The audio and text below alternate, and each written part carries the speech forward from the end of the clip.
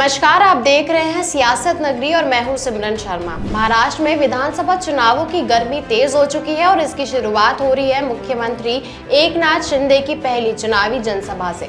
कुर्ला में आयोजित इस सभा में शिंदे ने अपनी सरकार की उपलब्धियों का बखान किया और विरोधी दल पर जमकर निशाना साधा।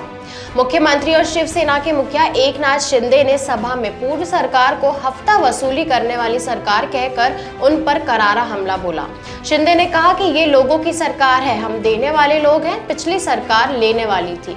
उन्होंने अपनी लाडली बहन योजना का उदाहरण देते हुए कहा कि योजना का इंस्टॉलमेंट 1 महीने पहले ही दे दिया गया है और 23 नवंबर को चुनावी माहौल में उनका एटम बम फूटेगा।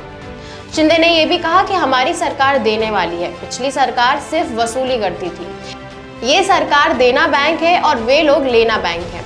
इस दौरान उन्होंने मुंबई के विकास कार्यों का उल्लेख करते हुए कहा कि उनकी सरकार मुंबई की सड़कों को गड्ढा मुक्त बना रही है। हम मुंबई में कंक्रीट वाली सड़कों का निर्माण कर रहे हैं, जिससे आने वाले 2 साल में मुंबई पूरी तरह गड्ढा मुक्त हो जाएगी। शिंदे ने कहा कि उन्होंने बीएमसी पर भी सवाल उठाए कि जब वो उद्धव ठाकरे के पास थी तो उन्होंने मुंबई को गड्ढा मुक्त क्यों नहीं किया। शिंदे ने अपने भाषण में भ्रष्टाचार का मुद्दा उठाते हुए कहा कि पिछली सरकार ने सिर्फ आम लोगों के पैसों का दुरुपयोग किया। उन्होंने कहा कि हम सड़कें साफ कर रहे हैं, प्रदूषण कम कर रहे हैं, ट्रैफिक को नियंत्रण कर रहे हैं। शिंदे ने बताया कि उनकी सरकार ने मुंबई में मुफ्त दवाखाने खोले हैं ताकि लोगों को बेहतर इलाज मिल सके। मुख्यमंत्री रिलीफ फंड से हमने 2 सालों में 350 करोड़ बांटे हैं और 1 लाख लोगों की जान बचाई है, शिंदे ने दावा किया।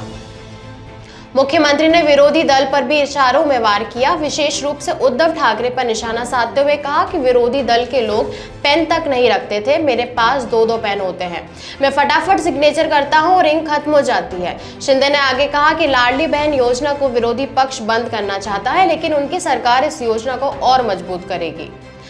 सभा के अंत में शिंदे ने महायुति के उम्मीदवार महेश कुंडालकर के लिए समर्थन मांगा। उन्होंने कहा कि कुंडालकर ओपनिंग बैट्समैन है और जितनी भीड़ आई है उसे देखकर लगता है कि विरोधी दल का डिपॉजिट जब्त हो जाएगा। दिवाली के पटाखों के साथ ही 23 नवंबर को हमारा एटम बम फूटेगा। सभा के दौरान महिलाओं से मुखातिब होते हुए मुख्यमंत्री ने पूछा कि कितने लोगों के खाते में लाडली बहन योजना का पैसा पहुंच गया है। उन्होंने ये वादा भी किया है कि जितने खाते में नहीं आए हैं उनके खाते में भी जल्द पैसा आएगा। शिंदे ने जनता को भरोसा दिलाया कि विरोधी दल के कोर्ट जाने के बावजूद कोर्ट ने उन्हें फटकार कर वापस भेज दिया। मुख्यमंत्री शिंदे ने एमवीए नेताओं पर तंज कसते हुए कहा कि अगर उनकी सरकार सत्ता में आती है तो वे लाडली बहन योजना की जांच करेंगे और इसे बंद करेंगे। उन्होंने जनता से पूछा कि क्या हम ये योजना बंद होने देंगे, क्या हम अपने लोगों को जेल में जाने देंगे। शिंदे ने गर्व के साथ कहा कि यदि लाडली बहनों को सहायता देने की वजह से उन्हें जेल में जाना पड़े तो वो इस गुनाह को फिर 1 बार नहीं बल्कि 10 बार करने को तैयार है।